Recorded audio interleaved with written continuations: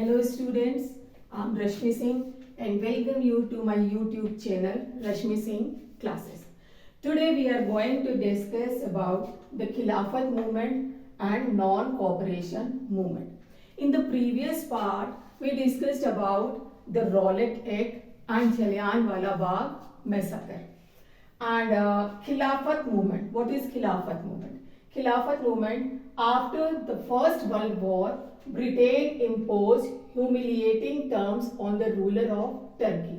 Because Germany was defeated by Britain, that's why British imposed the humiliating terms on the ruler of Turkey. They dissolved the empire and deposed the king. And this angered the Indian Muslims. क्योंकि वहां के king को depots कर दिया गया, इसकी वजह से इंडियन जो मुस्लिम्स थे वो बहुत ज्यादा गुस्से में आ गए.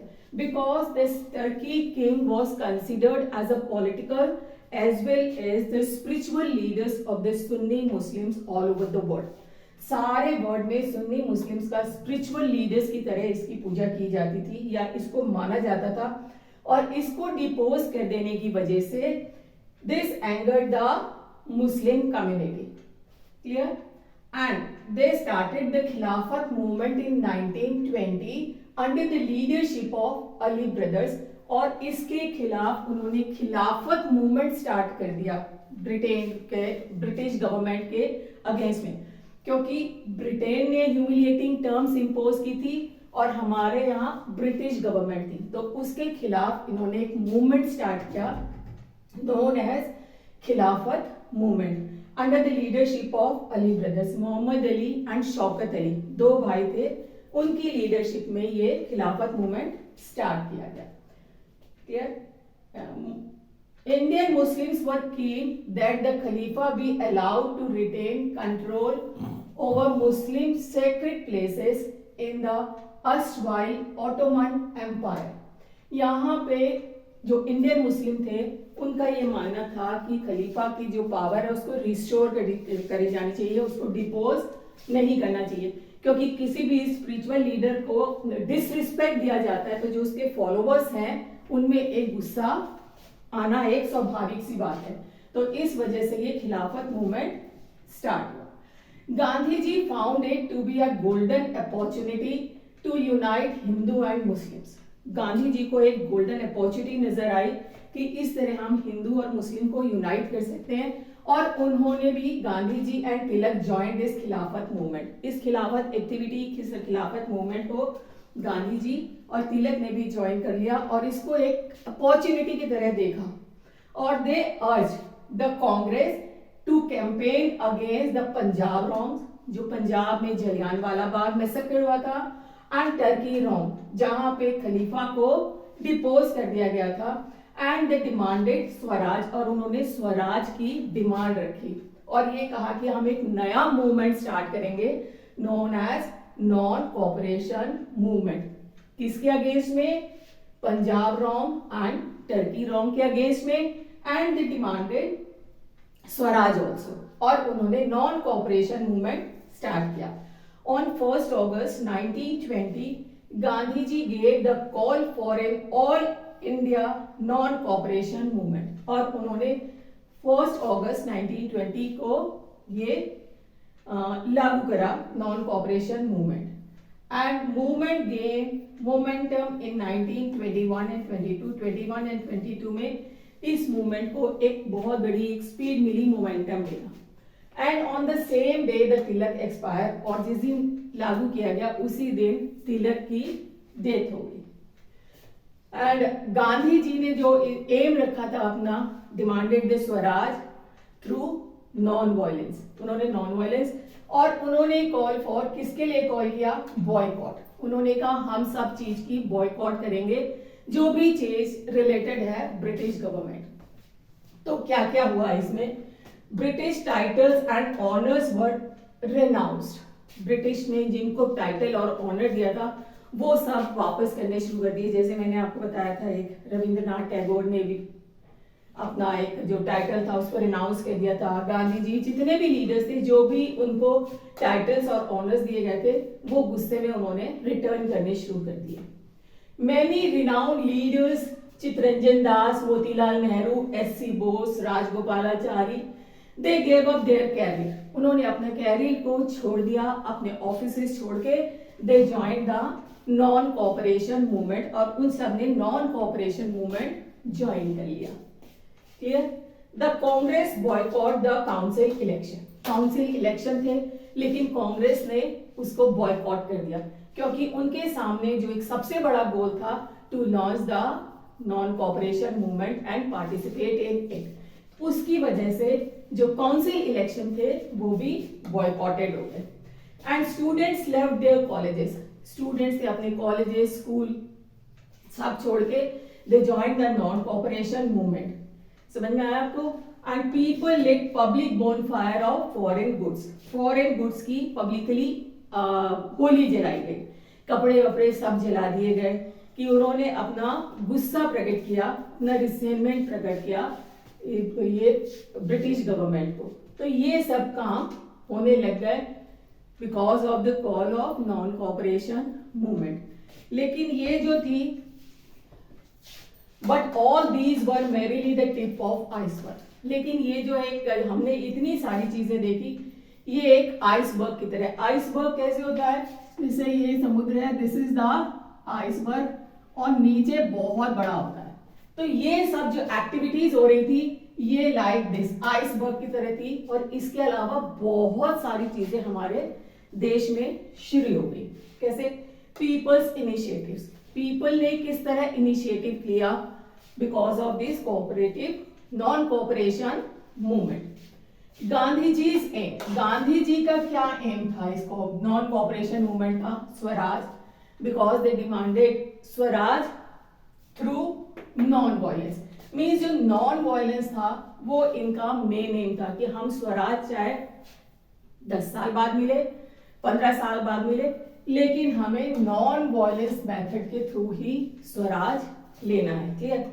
But other different classes and groups, जो अदर लोग थे, जो डिफरेंट क्लासेस थी, ग्रुप्स थे, they interpreted this call in their own manner. उन्होंने इसको अपने ढंग से इंटरप्रेट किया. गांधी जी का मानना कुछ और था और उन्होंने, दूसरे ग्रुप्स ने, लोगों ने इसको अपने ढंग से इंटरप्रेट किया कि नॉन कॉपरेशन मूवमेंट का क्या मतलब है. ठीक है? And that was not accordance with the गांधीजी's आइडिया. और जो गांधी जी के आइडिया से मेल नहीं खाता था. गांधी जी का आइडिया वाज नॉन वायलेंस और लोगों ने उसको अपने ढंग से इंटरप्रेट किया. इन Kheda, peasants organized non-violent campaign against the high land revenue. Kheda में peasants ने ऑर्गेनाइज किया नॉन वायलेंट कैंपेन. उनका एम क्या रहा कि हमें हाई लैंड रेवेन्यू से मुक्ति चाहिए, और उसके लिए मीन्स अब उनका एम स्वराज नहीं था. यहाँ पे उनका एम क्या था कि हमें जो हाई रेवेन्यू है उससे मुक्ति चाहिए. एम चेंज हो रहा था.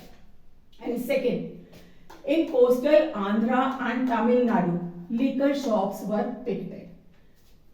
कोस्टल आंध्रा में और तमिलनाडु में लिकर शॉप में जो शराब की दुकानें होती हैं वहां पे लूटपाट शुरू हो गई, तोड़फोड़ शुरू हो गई. मीन्स यहाँ पे वॉयलेंट ऐड हो गया, वॉयलेंस आ गया. यहाँ पे नॉन वॉयलेंस की जगह वॉयलेंस ऐड हो गया. And third, in Guntur district, tribals and poor peasants staged a number of forest सत्याग्रह. यहाँ पे गुंटूर डिस्ट्रिक्ट में पीजेंट और ट्राइबल्स ने फॉरेस्ट लॉ के अगेंस्ट सत्याग्रह शुरू कर दिया. उनको जो फॉरेस्ट टैक्स देना होता था, दे डिनाइड टू पे द टैक्सेस. उन्होंने पे नहीं करा, टैक्सेस पे नहीं किए. एंड ग्रेजिंग टैक्स, उनको ग्रेजिंग टैक्स देना होता था. जो अपने जानवर को चराते थे वो जंगलों में, उन्होंने वो टैक्स भी देना मंजूर नहीं किया और अपने जानवरों को विदाउट परमिशन जंगलों में भेज देते थे. मीन्स यहाँ पे नॉन कोऑपरेशन मूवमेंट, उनको ये लगा कि हमें फॉरेस्ट लॉ को नहीं मानना है. ठीक है? And in Sindh and Bengal में gave the enormous communal unity, क्योंकि यहाँ पे मुस्लिम्स थे, उन्होंने और इंडियंस की यूनिटी की वजह से हमारे जो नेशनल मूवमेंट था उसको बहुत ज्यादा स्ट्रेंथ मिली. नेशनल मूवमेंट को बहुत मोमेंटम मिला. सिंध की वजह से और बंगाल की वजह से। In Punjab the Akali agitation, Akali agitation शुरू हो गया इन पंजाब। किसके अगेंस्ट में? करप्ट महंस। महंस लोग कौन होते हैं? जैसे मंदिर में पुजारी होते हैं तो गुरुद्वारे में जो हेड होते हैं उनको बोला जाता है महंत। और वो करप्ट महंत थे because they were supported by the Britishers. वो ब्रिटिश उनको सपोर्ट करते थे तो वो करप्ट एक्टिविटीज में इन्वॉल्व होते थे। तो पंजाब में करप्ट महंस के अगेंस्ट में अकाली एजिटेशन स्टार्ट हो गया। मीन्स लोगों ने अपने अपने ढंग से नॉन कॉपरेशन मूवमेंट को इंटरप्रेट किया और एक कैंपेनिंग या मूवमेंट स्टार्ट कर दिया। लेकिन किसके नाम पे? गांधी जी के नाम पे, द पीपल्स महात्मा। अब गांधी जी को लोग एक नेशनल फिगर मानना शुरू कर दिया था, नेशनल फिगर या नेशनल लीडर की तरह मानना शुरू कर दिया था। People began to see Gandhi ji as the saviour और as a kind of messiah. Messiah means भगवान मानना शुरू कर दिया था, who could help them to overcome their misery and poverty. जो भगवान ने उनको भेजा है हमारी जो परेशानियां हैं उनसे मुक्ति दिलाने के लिए। मीन्स अब उनको गांधी जी को एक महात्मा का दर्जा दिया जाने लग गया। पंजाब आसाम के जो प्लांटेशन थे वहां पे लोगों ने महात्मा गांधी की जय के नारे लगाने शुरू कर दिए, महात्मा राज इस तरह बोलना शुरू कर दिया कि अब महात्मा राज आएगा तो हमारे सारी परेशानियां खत्म हो जाएंगी। मीन्स अब उनको एक मसीहा के तौर पे जाना जाने लग गया। They credited Gandhi ji with their own achievements, और अपने अचीवमेंट जो वो खुद अचीव करते थे उसका क्रेडिट भी गांधी जी को देना शुरू कर दिया। जैसे हम कोई चीज अचीव कर लेते हैं और भगवान का शुक्रिया अदा करते हैं कि भगवान की वजह से हमारा ये काम हो गया, इसी तरह लोगों ने अपने अचीवमेंट का क्रेडिट भी किसको देना शुरू कर दिया? गांधी जी को देना शुरू कर दिया। For example, peasants of Pratapgarh manage to stop illegal eviction of tenants. Illegal eviction of tenants को खत्म करने के लिए उन्होंने एक लंबा स्ट्रगल किया, बहुत एक मूवमेंट स्टार्ट किया, and after a long struggle they manage to stop illegal eviction of tenants, और इसका क्रेडिट भी उन्होंने गांधी जी को दिया।